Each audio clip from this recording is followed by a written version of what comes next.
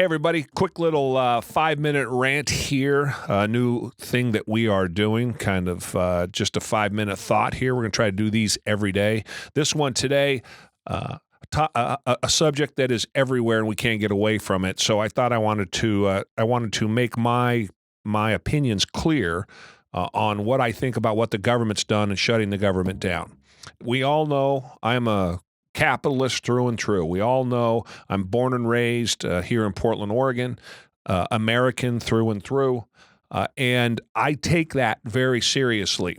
And I understand the fear that's involved in this pandemic. I understand that people die from this pandemic. I am sympathetic to people who die from this pandemic. So I want to make sure I'm clear on that, because that's what always gets thrown back at us when we are trying to make a point, is that we somehow don't care for the people that are dying. I do. I just don't care for the people that are dying more than I care for the country, more than I care for the economy, and more than I care, quite frankly, for what has happened to me and happened to many of you and happened to most entrepreneurs in this country by the government. So I'm clear. It is my opinion that the government came in and they took away something from us that is not theirs. The Bill of Rights clearly outlines in the very First Amendment what our rights are and what the government can do.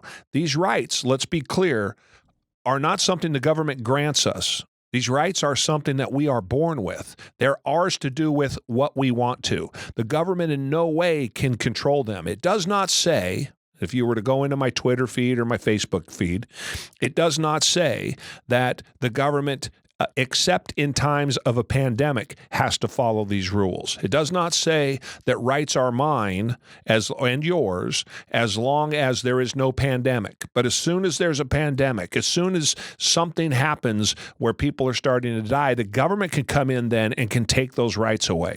They only do it because historically we have allowed them to overstep their bounds at different times. A great example of this is after 9/11 and the nightmare that we put together that's still in place today, that only continues to grow bigger and bigger. And this is really the problem. This is what government does, is they take that little tiny piece and then they grow it bigger. And this is exactly what government's doing now, only they're taking a humongous piece.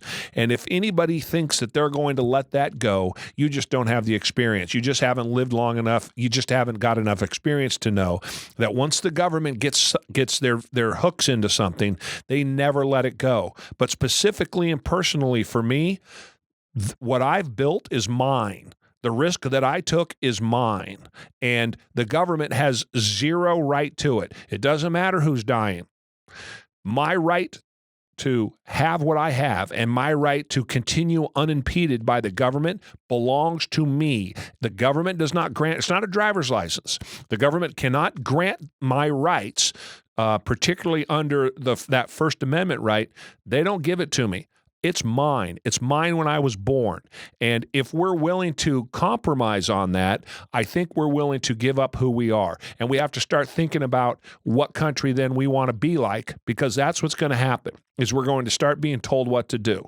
So my take on this is the government should give back to us what's ours. They should open things back up. They should give us instructions on what they would like us to do, and then we can decide as a people whether or not we want to risk going out into public. If it only affects older people, they can decide whether or not they want to stay home. The risk is very small. It's only killing less than 1%. It kills 0% pretty much under 35 years old. The percentages are insignificant until you're into your 70s. But again, it does kill people. So I wanted to get down on record my perspective on this. Again, I'm adamant about that First Amendment, and either that right is mine or it's not. Either that right is yours or it's not. And as a business owner, we have seen that taken away in a way that's never happened before, and we've not been paid for it. There are people that are hurting out there that have not been paid for it, and I think the government and as a people, we should get behind bringing this thing to a close. We need to open back up. We need to put everybody to work. We need to hope for a herd immunity, Everybody will get sick or they won't, but the economy must go on. 1918, 500 million people died, 30 million Americans, 500 million people were infected, 30 million people died from the flu. In the swine flu in 2008, 2009, infected over 1 billion people. It killed 500,000 people worldwide. We didn't shut anything down, and we shouldn't shut anything down there.